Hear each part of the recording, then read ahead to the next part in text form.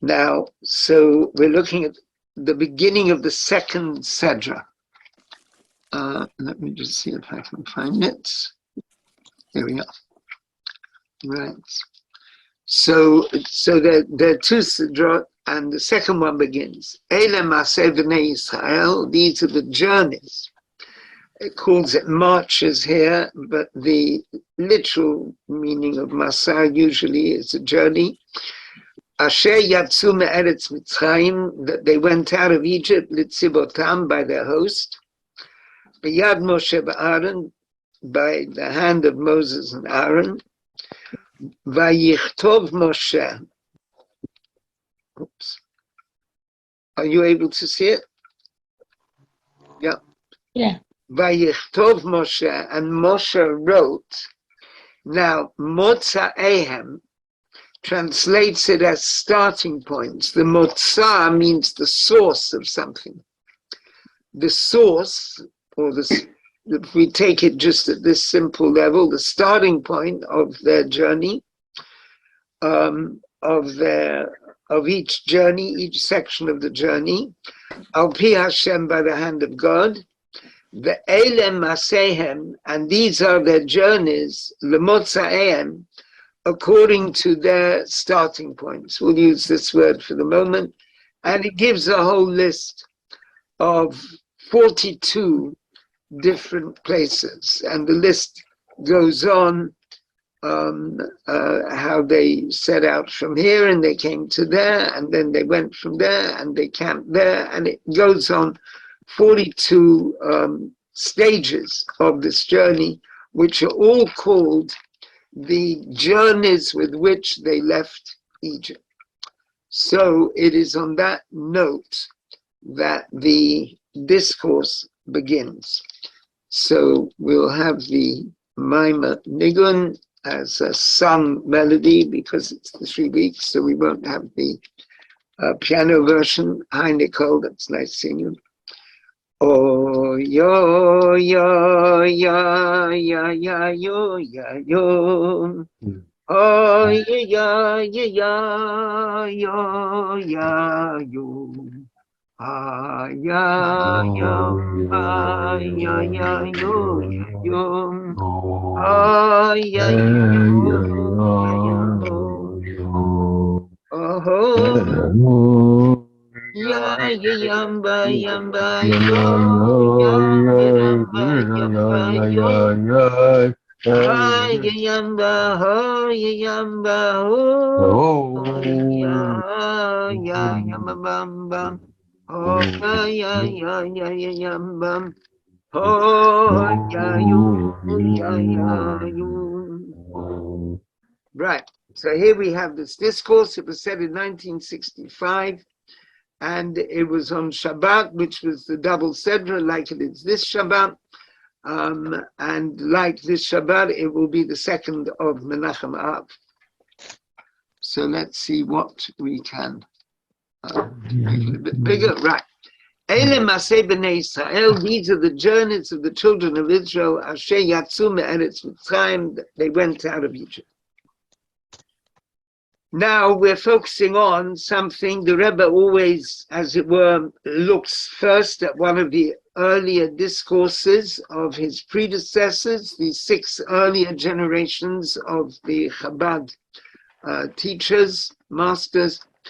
And so he comments on what Rabbi Shneur Zalman, Rabbeinu Hazaken, the first Chabad Rebbe, says in the Likutei Torah, collection of his discourses, Lahavin Lashon Ele Mas'ei, to understand this expression, these are the journeys.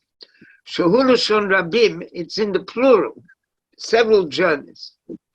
Uchtiv Asher Yatsu Me'eretz Mitzrayim, and it says these are the journeys by which they left the land of Egypt. Now Rabbi Shneur Zalman asked the following point. Bahari Me'eretz Mitzrayim, now going out of the land of Egypt. That is just the first journey.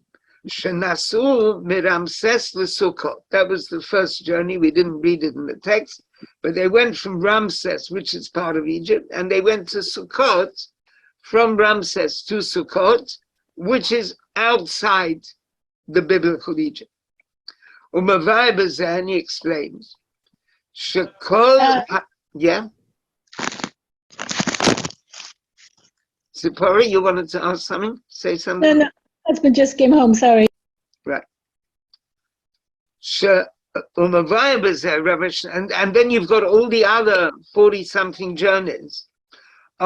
So why are they all called the journeys by which they left the land of Egypt? Surely they left the land of Egypt at the beginning, and then they're traveling in the desert. They're completely far away from the Egyptian border. And yet it's all called going out of Egypt. So we get some interesting explanations on this. And it explains in this, Shekol 42 hamasaot, all of these 42 journeys, Nikra Hakol, it's all called Asher Yatsu Me'eretz Mitzrayim, that they went out of the land of Egypt. Vahainu ad Chaniyatam, until they camped B'Yaden Yerecho, at the Jordan near Jericho, and that is the final journey. That's the final point in the list. So they all are included in this concept of leaving Egypt, and you haven't really left Egypt until you get to the river Jordan and Jericho, which is there at the river Jordan. They approached the Jordan from the eastern side. So they went through the desert, and then they came from east to west. They came to the Jordan and Jericho, and then they crossed the Jordan and made their way into the land of Israel. That's later on. V'yesh lo hosif, and one can add, sheyesh no gam adiyuk b'pasuk, you can make a similar comment about a verse, Ki made seitcha me'eretz Mitzrayim, that the time of Mashiach will be like the days of your going out of Egypt.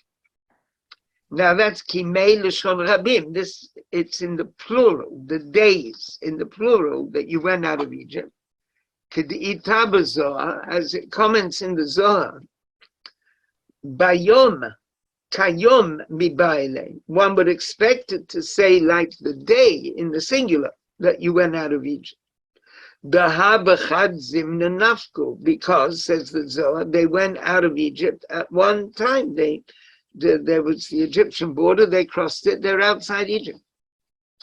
But the subject is as follows.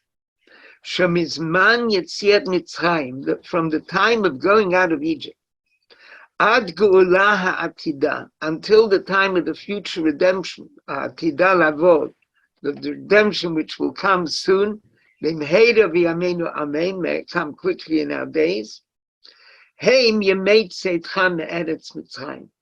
The entire length of our exile is considered going out of Egypt. They are all the days of your going out of Egypt. V'lechein amar ki yemei, and that's why it said the days, the redemption will be like the days of going out of Egypt, in the plural. V'yesh lomar, and one can add, says the Rebbe, she'inyan zeni mazgam, this is also hinted at, b'ma shekatuv b'likutei Torah, with what it says in Likutei Torah, these discourses by Rabbi Shneur Zalman, shekol 42 hamasaot, that all these 42 journeys, Nikra HaKol, they're all called Asher Yatsu Me'eretz Mitzrayim, that we, or they, the Israelites, went out of the land of Egypt. Umosif, and he adds, V'hainu, that means Ad Chaniyatam B'Yaden Yerecho, till they camp at the Yarden, at the Jordan, by Jericho. Because, so now we've got two concepts. We've got one concept about going out of Egypt in the time of the Israelites, the time of Moses, 3,000 and something years ago. And then we've got another, so that's one verse, if you like, or series of verses, which is in our Sedra of the week. And then we have another concept, from the book of Micha, I think it is. He made Seitcha me'eretz Mitzrayim, like the days of your going out of Egypt will be the future redemption. And so now both of these, there's like a plurality. There's many days with which, many journeys with which we went out of Egypt 3,300 years ago. And there are many days which are the days of going out of Egypt in the prophecy about the future. So now it's going to put these two together. That's line 19.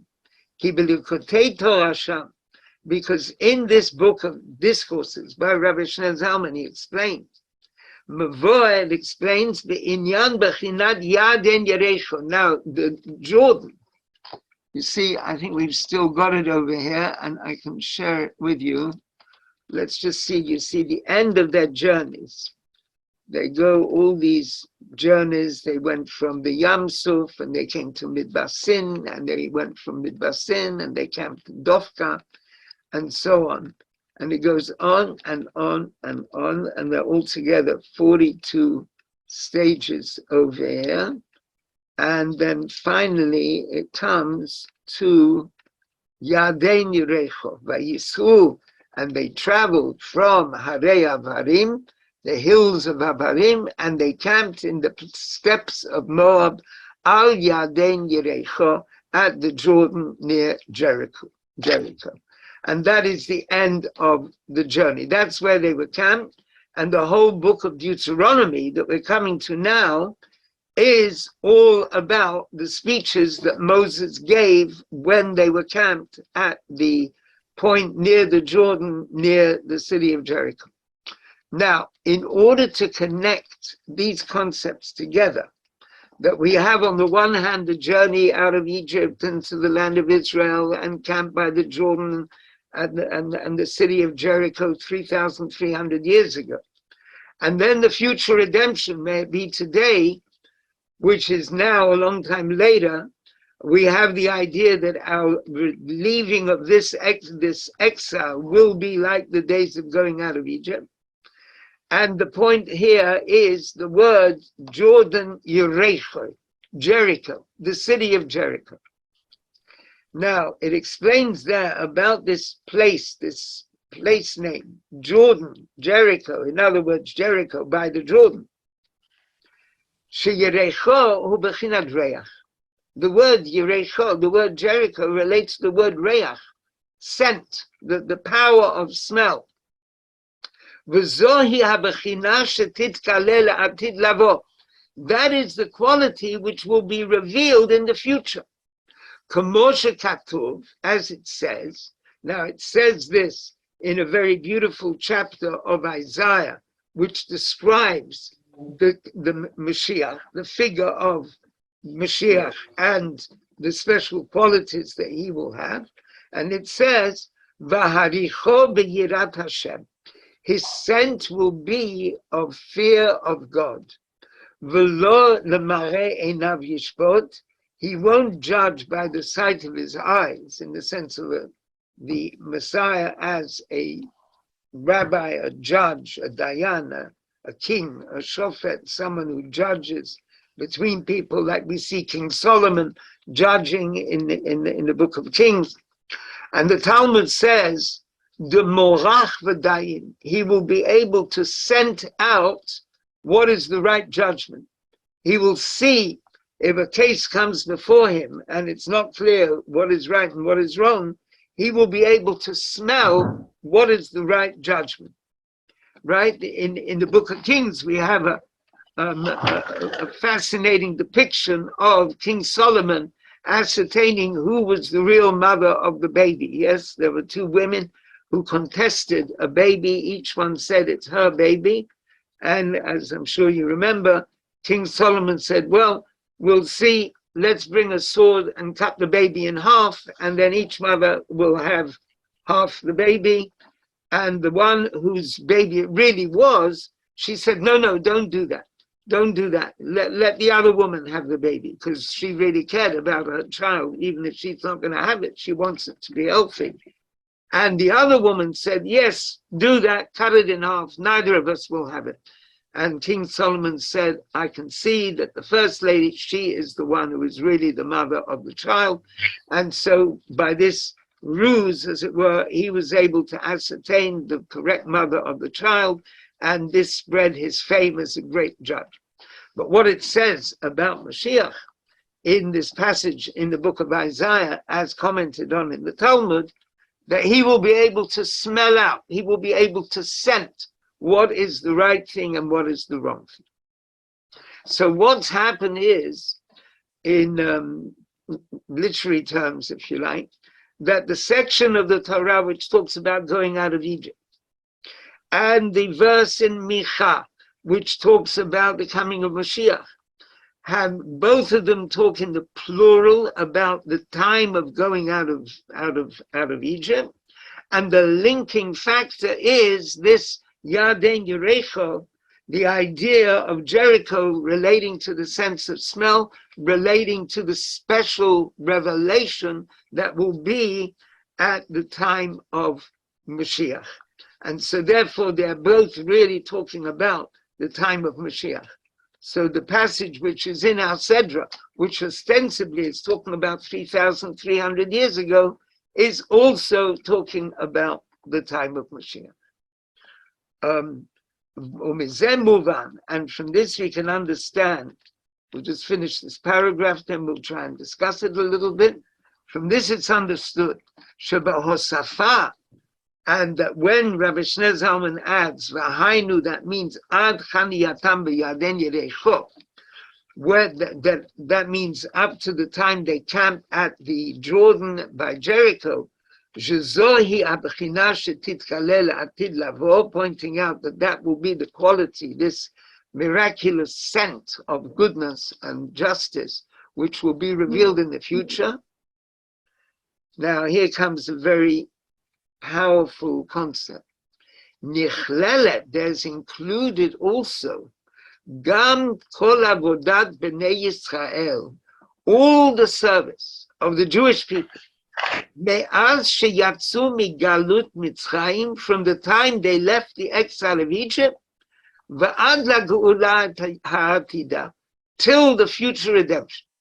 Shekol zeh nikra, all this is called asher yatzu me'eretz Mitzrayim, that they went out of the land of Egypt. Yemei tzeitcha me'eretz Mitzrayim, they are all called days of going out of Egypt, and so therefore our entire exile can be described as a time of going out of Egypt, and all the different steps and stages of exile, of our exile, the different aspects of our exile. We were in the land of Israel, then we had the first Babylonian exile, then we came back to Israel, then we had this temple was destroyed, we had the second Babylonian exile, and so on. All the different things that happened, all are like the stages of going out of Egypt, like these 42 stages of going out of Egypt, and through which we come eventually to the time of Mashiach. Now, all this is talking about the Jewish people as a whole, and we will then be considering the individual, himself or herself as well. But let's just try to understand, if we can understand exactly or approximately what the discourse has been saying. Would anyone like to comment, make a question, or whatever?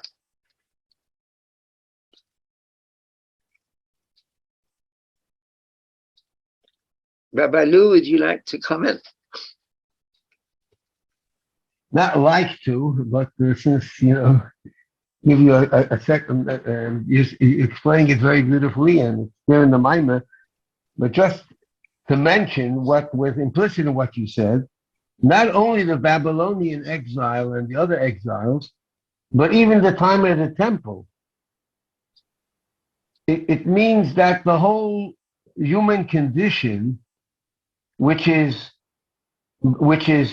progressing towards the revelation of godliness throughout the world permanently, and everything will be aligned and in harmony, which is the time of Mashiach.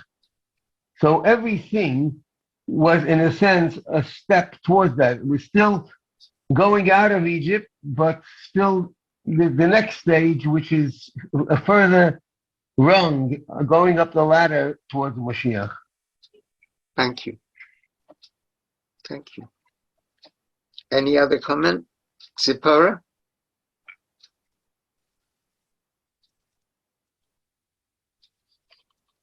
No, thank you.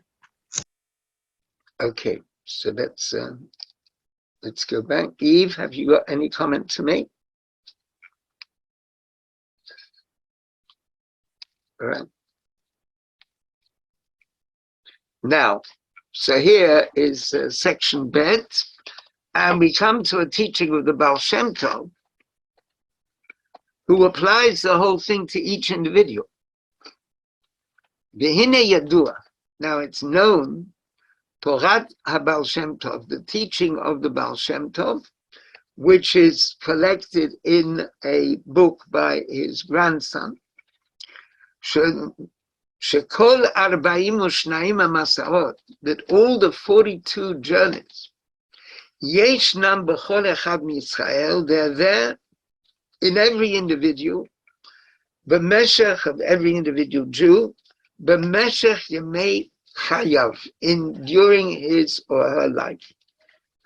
Shahat Chalav is there, the very beginning, the first step in coming out of exile, as it were.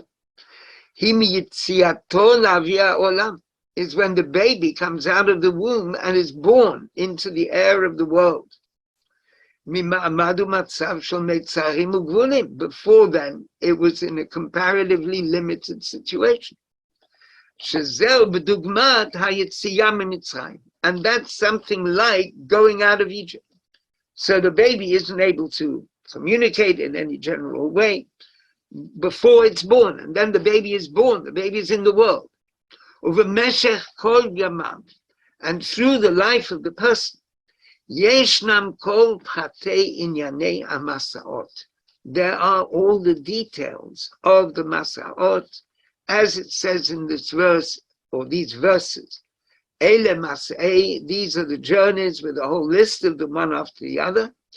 Ad shebali yaden yerecho, until one comes to Yaden Yerecho, the Jordan and Jericho. And what does that mean? Hainu shenaseh etzlo, that person achieves shleimut inyan hareach, the completion, the perfection of the concept of scent, the power of smell, which I understand this as meaning a kind of moral sensitivity, that the person gets the power of scent, that they understand implicitly in any situation what are the real moral and spiritual categories that are involved. And therefore the person knows what is the right and the wrong way to behave because they can smell it out. So before we spoke about Mashiach, having a sense of smell, the power of scent, to be able to judge, in other words, in some kind of communal sense. He's able to judge things or dealing with problems between individuals, but in a kind of a context of a judge and the courts and people who have a dispute.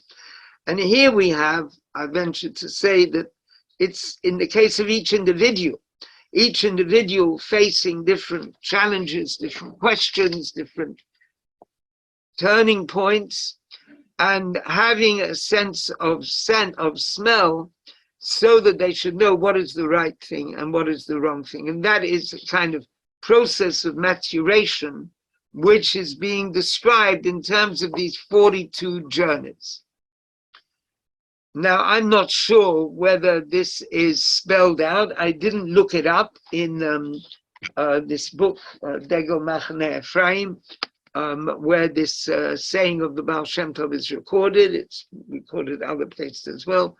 I didn't manage to look it up, and I don't know whether he goes into any further detail about the life of a person, but I think that we can use our imagination to understand that each stage is a stage of there's the blossom, and then the blossom flowers into a flower. There's always a stage of limitation, and then a further stage of maturation in one way or another.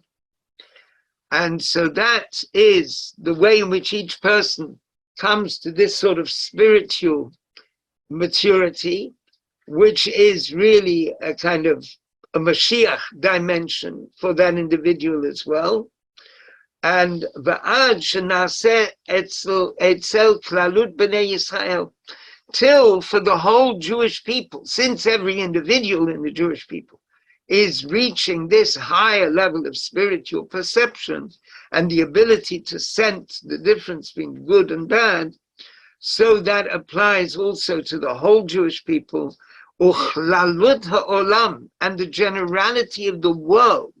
The whole world becomes a receptacle to this kind of perception, ha'inyan devaharicho beyirat Hashem, quoting again from Isaiah, the way in which the Messiah himself will be able to send out the fear of godliness, morach v'dayin, he will be able to judge just on the basis of spelling out what is right and wrong, kafi sheyumshach begalui, as it will be drawn down in a revealed way.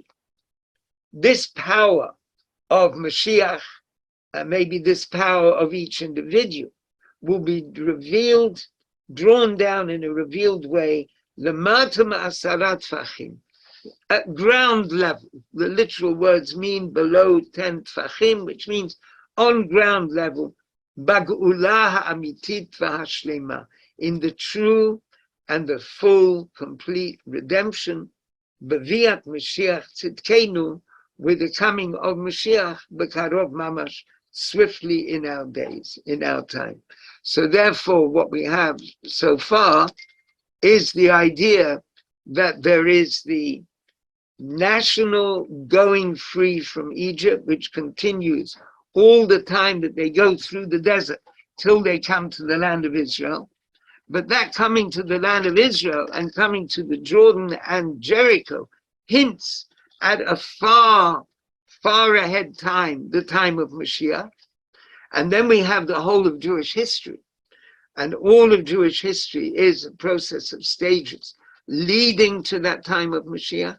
And then we have the third concept, which is from the Baal Shem Tov, that every individual in his or her life is going through a process of these stages, which leads to a kind of illumination, a kind of freedom, a spiritual gain typified by Yarden Yerechoi, the river Jordan, and Jericho, relating also to the same quality of being able to sense good and bad, and that will then culminate in every individual being able to do that, and when that's happened, it takes place over the whole world, and so the entire world is transformed. So what the Baal Shem Tov has added to the discussion is the way that the growth of each individual is part of this process of bringing and revealing Mashiach.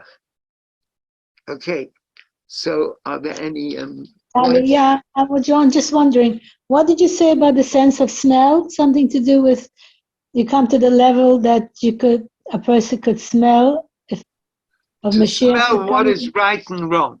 You know the way a cook, when they're cooking something, so they can smell whether it needs a bit more of this spice or a bit more of that spice, or if they've taken something out of the fridge, is it good still, is it not? They smell it, they can see, is it good or bad? Maybe it's been too long in the fridge, it's past its sell-by date, and they can smell that and they throw it away. So they know what is good and what is bad. Or it might smell fresh, yes, it's good. So that can be applied to a person's spiritual life, a moral life. That's the way in which a person lives. There are all kinds of choices we have every day. And as they might say in Yiddish, es schmeckt nicht gut. It doesn't smell right. It would be some kind of behavior, some kind of issue. Should we do it or not? So it's not the right thing. So what it says in Yeshaya, this is what is actually read, the section that's read on Acharon Shel Pesach, the last day of Pesach in the day outside Israel. We read a section from Yeshaya about Mashiach, and there it says, "V'haricho b'yirat Hashem," he will smell out the fear of God. And the Talmud comments that means he will be able to smell what is right and what is wrong. So do you think there's any connection whatsoever that we're now at the threshold of Mashiach? When people get the COVID, they have the sense of smell is taken away from them? Yeah, I was thinking of that earlier on as I was saying this. The way that COVID took away the sense of smell. Yeah, that's a very interesting thing. Who knows? That's certainly an interesting point. Maybe it's a hint that the sense of smell is something very important, and we should. Yeah, could well be. That's any other comment? Chesed? I think there may be another mama somewhere that actually works with the names of all the stops on the road. Do you remember that? You see, there is a poem. It's a poem, and it's a divine name. This divine name has 42 letters. And the 42 letters are made into a poem which begins with the words Anam B'Koach.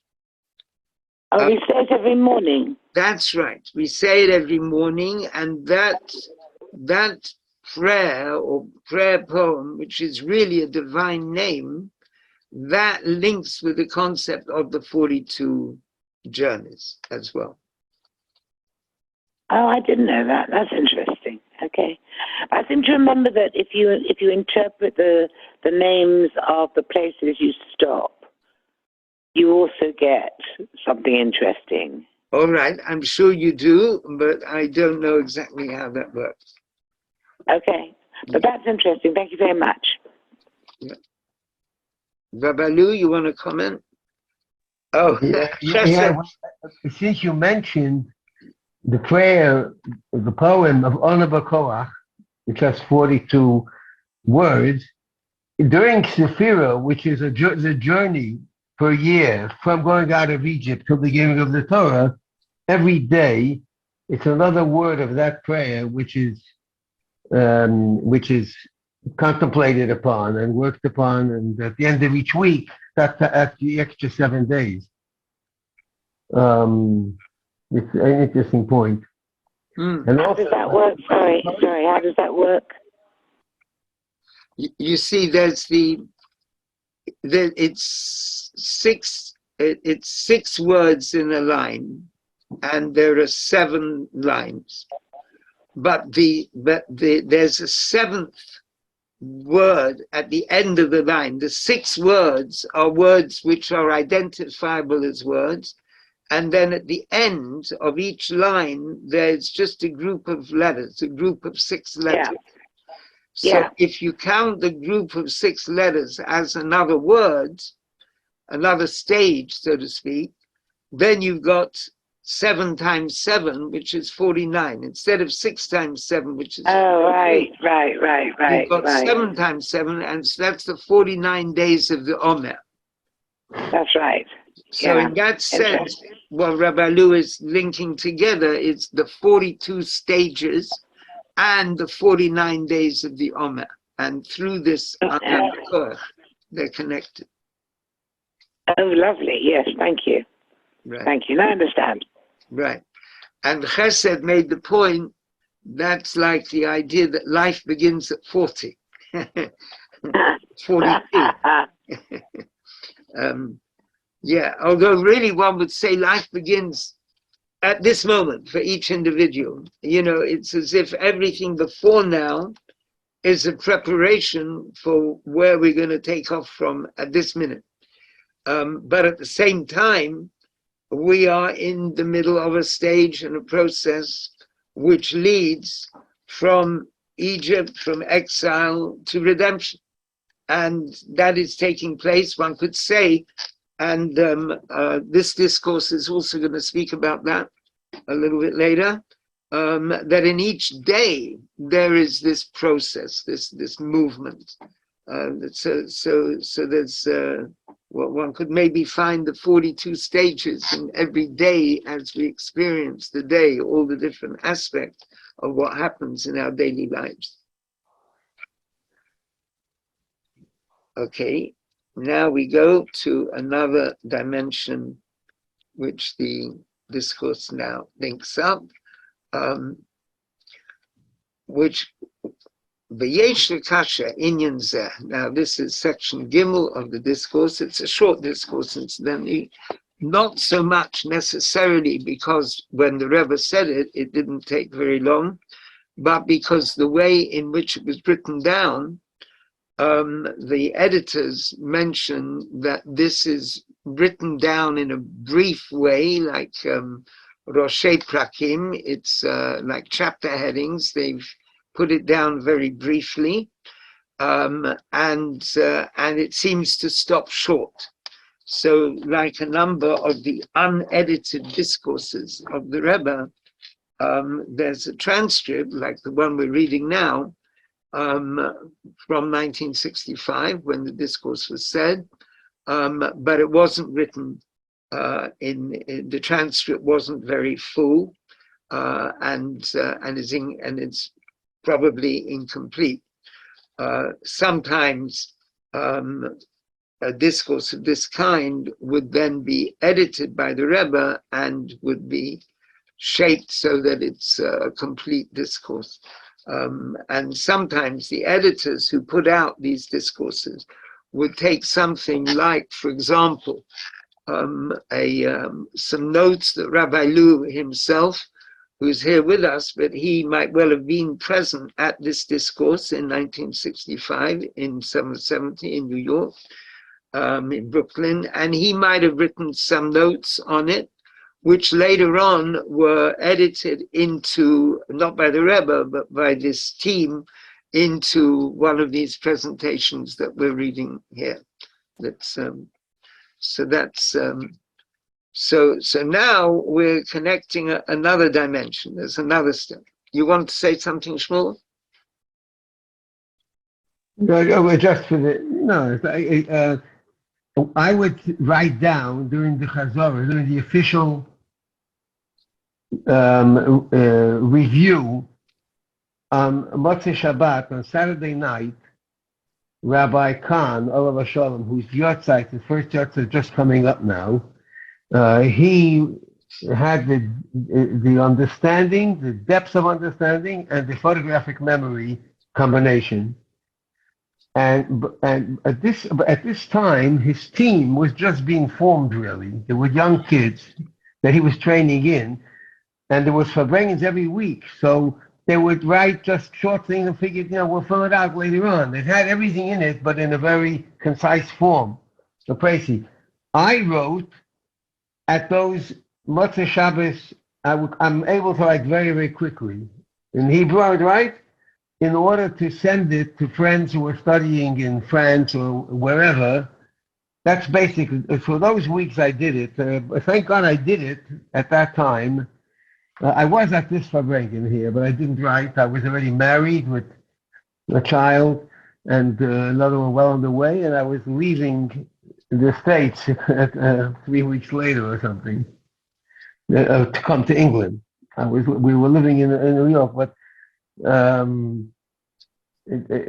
from time to time, they discover, people find in their own private writings notes that they took at the time, and then things are fleshed out even more. And also, there are many of these discourses. When they had this unedited copy, a copy was obviously sent into the Rebbe himself.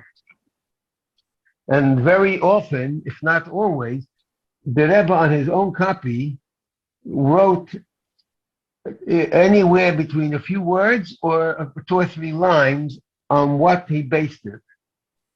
And later, when they began to publish it in earnest, I'm looking here.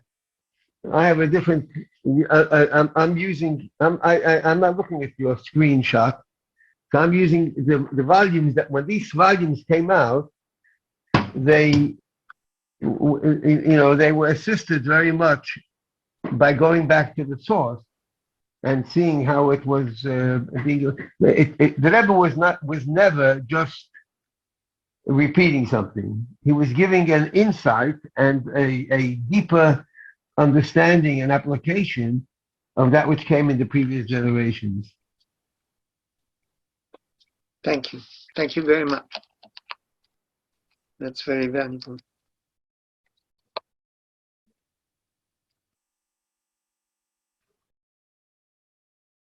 Right.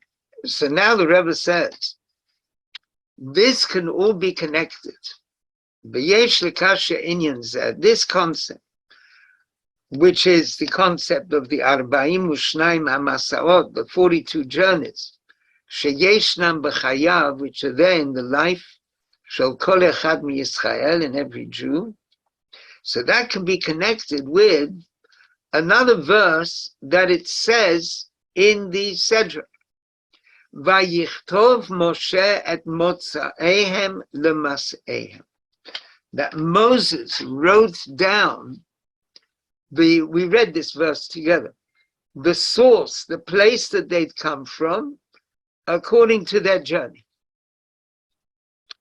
Ubahakdim, and first let's consider, says the Rebbe, Diyuk Rabbeinu Hazaken Belikutei Torah, something that the Alter Rebbe, meaning Rabbi Shneur Zalman, a comment he makes in his discourse in Likutei Torah, selected Torah teachings, the Tzarich Lahavin, he says we have to understand, Lama Gabe Vayichtov Moshe, when it says that Moshe wrote, Hikdim Motzaem Lemaseim, it puts first the word the source, the place they came from, and then it puts the journey where they went.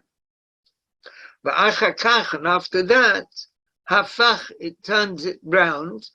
V'omen, it says, Ve'ele mas'ehem, and these are their journeys, Lemotzaem, according to their source. Right? In the translation we were looking at, it translated this source as the starting point. So why does it say, at one point it says the starting point and then the journey, and then the next time it says the journey and then the starting point? And the Kudat HaBe'or B'zeh, the basic explanation of this, Shemotzaehem, that when it says their starting point, it doesn't just mean the starting point, which little oasis in the desert they were camped at, and then they went to another place. The starting point means Hainu Makor Nishmot Yisrael. That means the source of the Jewish souls. Ki inyan shenema, as it says, Uchomot Samayim Asher Lo Yechazvu Meimav, like a source of water, which its waters are never false. Its waters always flow. And from that place, which is the source of the soul, so we can reflect for a moment, right, on the source of our soul. I mean, most people are not that aware of their own soul at all. Sometimes we can be in a spiritual situation and suddenly we can feel our soul, as it were. And here we're talking not only of the soul within our body, but of the soul, the source of the soul beyond. Umisham, and from there, from that exalted source of the soul, himshich he'ara, a gleam, a ray of light shines, kedei liot lahem, so that they, the individual, should have the power, koach, the power la'alot mimata l'mayla, to climb up from below to above. Shazel l'masehem, and that's what it means, that journey from the source of the soul comes the energy, the illumination, the inspiration to be able to make the journey. And then we make that step in the journey. That means that the flow that comes from the source, is for the sake of the journey. Which means the journey and the rising that goes from below. So in other words, there is a connection between the soul and its source, enabling the soul and the person as a whole to make their journey here in this world. And if we're going to use a metaphor of which direction we're moving upwards. The idea is that we are here in the world and we're trying to reach a higher level. So the first step is that we first have the source of the soul, and then the progress of the soul in the body. And after that, Nehemiah, it says, and these are the journeys to their source. That's what it means literally. That's the ascent from below to above. That's the ascent from below to above. Until we come back to the source of our soul. So, not that easy to draw a diagram, but we've got the idea, the source of the soul flowing down into the soul, and therefore giving the soul the energy to make the journey that it's trying to make. And then we have the idea that through the soul successfully continuing making that journey, it rises to a higher level and connects back to its source or to even higher, as we're going to see. V'nimtza, that means shebe'ele maseh, that in these journeys, motzaim lemasehim, from their source to their journey, and the other way around, masehim lemotzaim, their journey to the source, nirmaz klalut avodat ha'adam, there is hinted at the total service of the individual, b'meshech kol yemei chayav, during the entire lifespan of the person. Hachel, beginning with miyeridat haneshama, the descent of the soul into this world, which is described as mi'igra rama. The soul comes from a high roof, it comes from a very high spiritual position. Shezel shoresh haneshama, and that's the root of the soul. And after that, now it is, the Rebbe is here quoting the Alakai Neshama prayer. My God, the soul that you have given me is pure. You created it. Ata barata, ata yetzata. You created it, you formed it, and then you blew it into me, which is really coming down, down, down into the physical world. Having begun, the soul begins in a very exalted level of total purity. But coming down into our physical world can be considered, as is a well-known phrase, sheyoredet lebira amikta, it comes down into a deep pit. And that's this world with all its problematic aspects. Shezel olam hazeh hatachton, that is this lower physical world. Since, and it's an important and interesting principle, there's nothing lower than our world. Our world is the bottom stage of existence. That's why it's called a low pit, a deep pit. And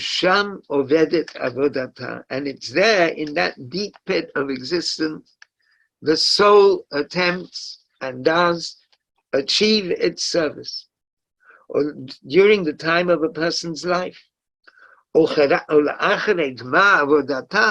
the end, when it's completed its service, the soul returns, and it ascends Limakor chutzva, to the source of its, from where it was hewn.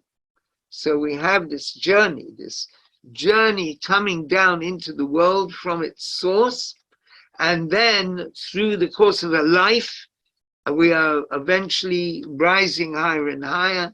And then when we leave the world at the end of 120 or 180 years, we go higher and connect with the source of our soul again, or as he's going to say in the next paragraph, even higher. Right, so that's another perspective on the life of an individual. Any comments here?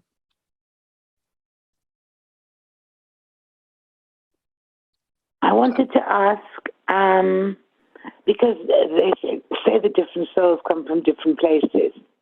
Sorry, say that again. They say that, different souls come from different places. Different places on the spiritual ladder. The root of all the souls is very important. The question is, at what point do they sort of emerge? Do they emerge at a very high level, like Hatzlut, or emanation, or do they emerge at a lower level, like Bria, the creation? But the real root is very exalted. But what point the soul emerges as an entity, that difference? Oh, I thought it was about which sphere it came from. Well, usually, although sometimes people are said to have, a particular affinity in one way or the other, when it's talking about the nature of souls, it puts it in more general terms than a particular sphere. It's are they souls of Ma? You see, there's ways of writing out the name of God where you write each letter as a kind of a word, so Yud Vav Dalet, for example. So it makes the word Yud, and then Hey, and then Vav, and then Hey. So you can write that in different ways. So one way of writing it adds up to 45. And that is a sort of a higher level of soul. So it comes from the name Yud, the tetragrammaton, but it's the tetragrammaton as spelled in a way which is understood to be on a higher level. And then there's a lower level of soul where it comes to a different number, and so there are those different levels. They all come from the name Yud Ke Vav Ke, but the way in which they emerge is different. Okay, I understand. Well, that makes it easier in a way. I mean, how would you know where your soul comes from? We generally assume that we're on a lower level, and then we're able to be lifted up by certain spiritual souls, the great teachers of Israel. We're able to be inspired by them and climb up to a higher level. That's yeah, that works. Okay, thank you. Right. Okay. So now we're looking at maybe the last paragraph. Yes. Umamshich. So this is section Dalet. Umamshich levaya, and it goes on to explain. Moshe katuv vayichtov Moshe. What does it mean? Moshe wrote down these journeys. He wrote them down. So now taking the idea of writing, we're now moving to another kind of concept, another topic within Hasidic thought. What it says elsewhere in another discourse which we learned recently, the whole idea of chakika, letters which are engraved. Just as in the Torah there are two aspects, Otiot HaChakika, letters which are engraved in stone, Shehena Otiot Shebel, which are like the letters in the two tablets of stone Moses got at Mount Sinai, Shebehem Ne'emar, about which it says Charut al Haluchot, engraved on the tablets, And that means sha'otiyot einan davar nosaf ala even. The letters are not an additional thing, an extra thing to the stone. The letters are part of the stone. As was explained in that previous discourse. It explained even when you're talking about engraving, there are different levels. One kind of engraving, the letters go all the way through the stone. The other kind of engraving, they're on the surface of the stone. So this was discussed in a recent discourse that we studied. So on the one hand, there's letters which are engraved, and then on a lower level, there's for otiyot haktav. There's letters which are written in parchment. Now, just as that is so in the nature of writing, whether it's the letters on the tablets of stone that Moses brought from Mount Sinai, where it's engraved on stone, or it's the letters of ink on parchment that are there in the Torah scroll. Every single spark of the Jewish people, every individual Jew, yesh gam shtei bchinot elu, has both these qualities. V'hinei b'chinat motzaeim. Now, when we say the source, shezeh shoresh haneshama, as we said before, the root of the soul, zeh mibchinat otiyot hachakika. That comes from the letters of engraving. And then the Rebbe quotes a profound esoteric phrase from the Zohar. She'al zeh ne'emar, about this it said, galif galifu b'tira ilah. There was a kind of engraving in the upper purity, like it's the beginning of existence. The Zohar is speaking about the very beginning of the process, which is going to lead to existence, and it's like a little scratch engraved in the infinite purity of the beyond. That's when we say the prayer, my God, the soul you've given me is pure. That being pure is this very exalted level. And then there's Yeridat HaNeshama Lamata B'Guf.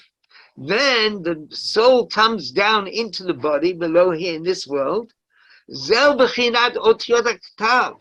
That's like the written letters on the Torah scroll. The Rebbe very often compares the Jewish people to the letters on the Torah scroll. That's why every single individual, whoever they are, whatever they're doing, they are vital for the whole thing, because the Torah scroll depends on every single letter. If one letter is missing from the Torah scroll, the entire scroll cannot be used until that letter is repaired.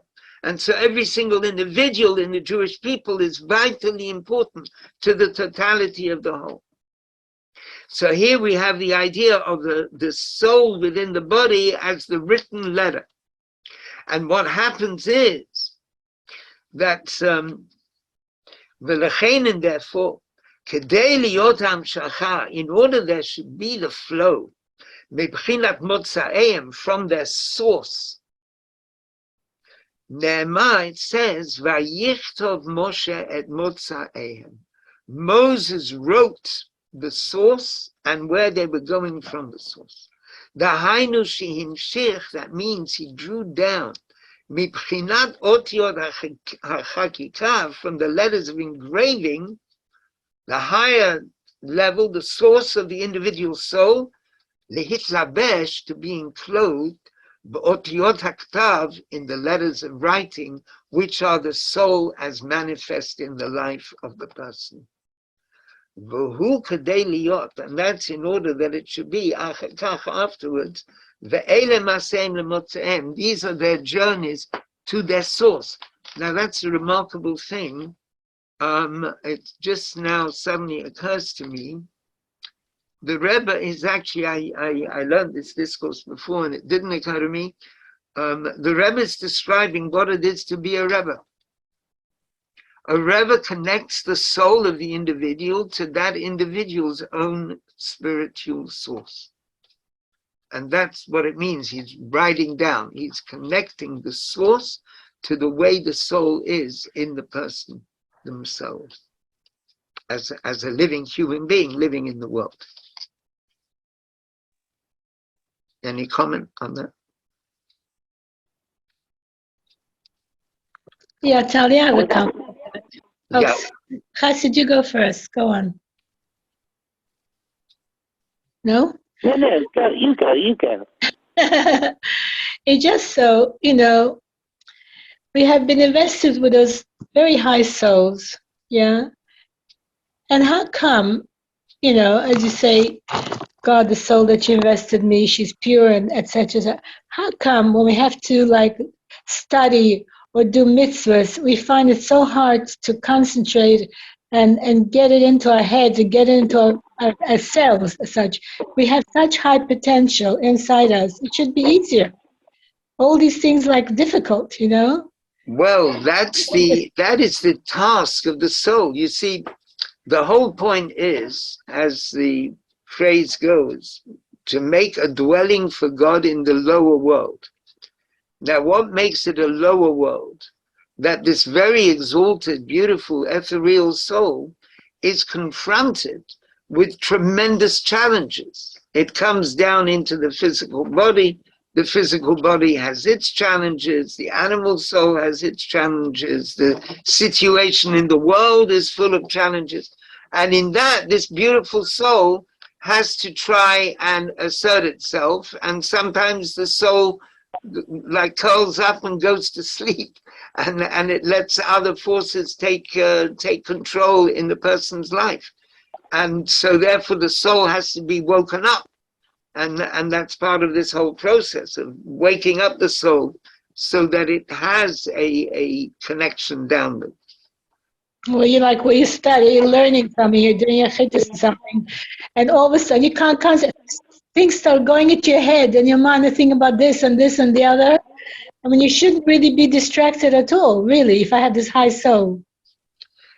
That would be true if we didn't have an animal soul as well.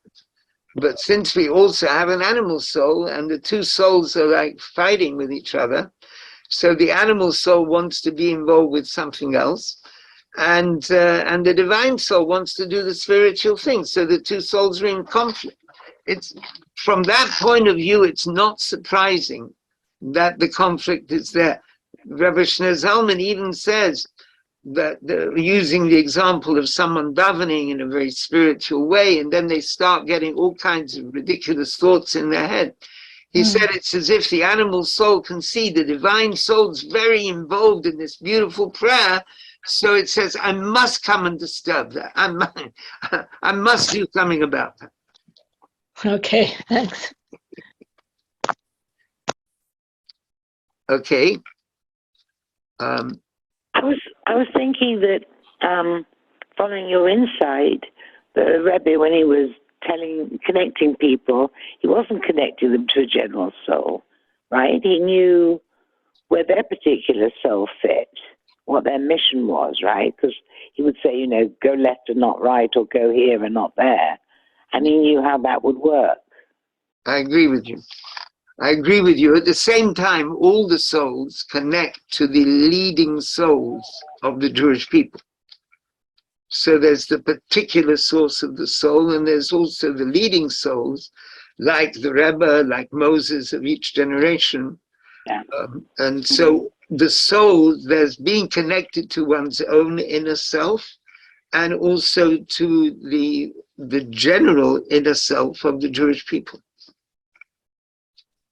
You don't think that just ordinary people could do some of it directly with Hashem? You think you have to go through a Rebbe? Well, the point is, it's like a physical body. So, the physical body, let's say the hands are playing the piano. So it's not just the hands. The hands are doing that because of a whole interconnection between the hands and the brain. Now, it's true, I've been told by pianist friends, that the fingers themselves learn the notes, and that if you practice enough, the fingers have got the whole concerto in them. But nonetheless, if they don't have that connection with the brain, then it's not going to be as good as it could be.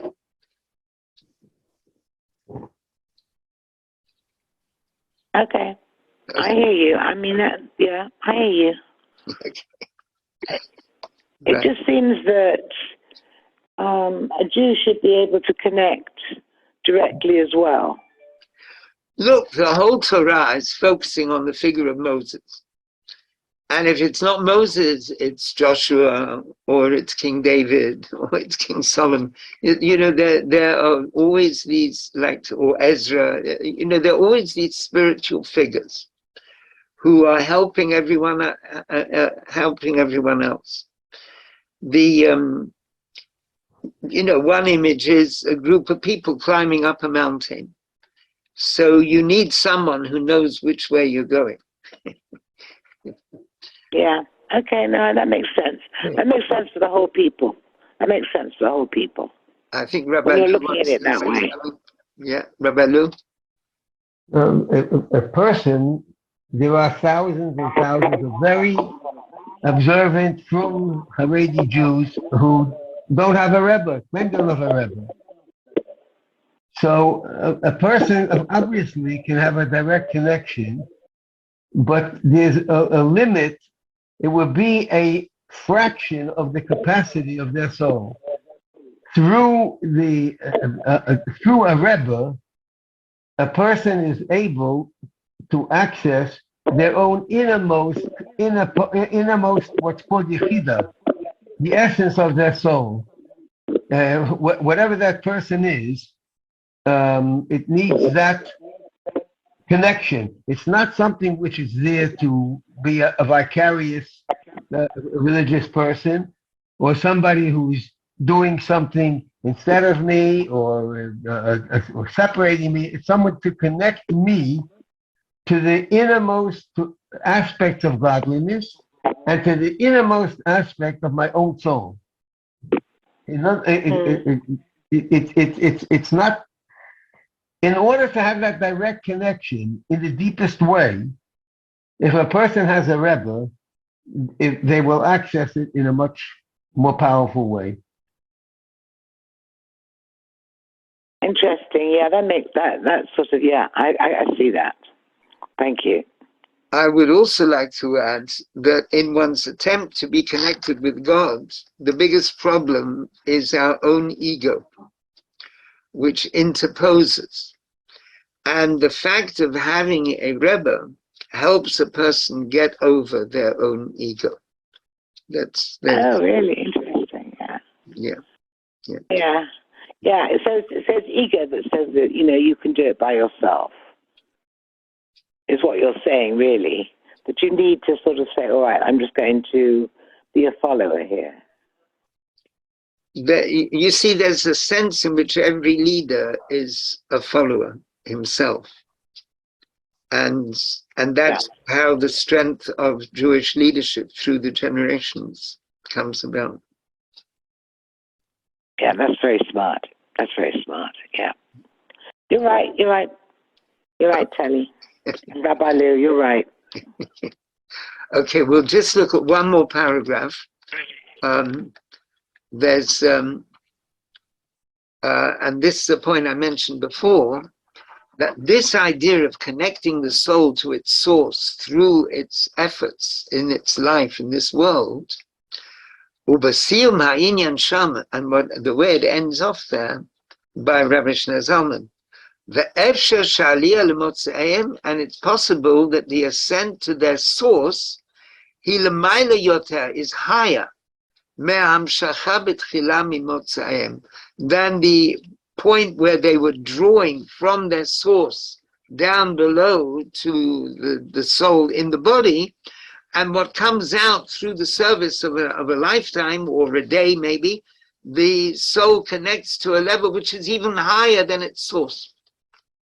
And what this means is, as explained in a number of different places, that since the descent of the soul is in order to ascend, and it must be, now here's a kind of an interesting way of looking at it. It's impossible to say that the ascent is only to the level from which it came at the beginning. Because if so, what would be the purpose of the descent? If a person's soul comes down into this world, it must be in order to gain something higher than it had at the beginning. So we must say The ascent of the soul through its going through all the struggles in this world, as Torah described, that its ascent goes to a higher level than it was before it descended. And that means the aliyah is even higher than the level Tohorahi. Now, the beginning of Alakai Neshama, God, the soul you gave me, it is pure. She is pure. So that's a quality where the soul already, it's got a tzio, it's got a form, but there's an even higher level, the Rebbe is saying, and that higher level is the level beyond any kind of form, closer to the essence of the divine, which is the ultimate essence of everything. And that's what the soul comes through its service in this world. And that's ultimately what is revealed through us going through the process of exile and the coming of Mashiach. So thank you very much for joining us for this little journey. And next Tuesday, we'll have a session, hopefully, and then there'll be a few weeks gap. My wife and I, with the help of Hashem, will be traveling different places, and we'll come back together in September, about the middle of September. That's Hashem.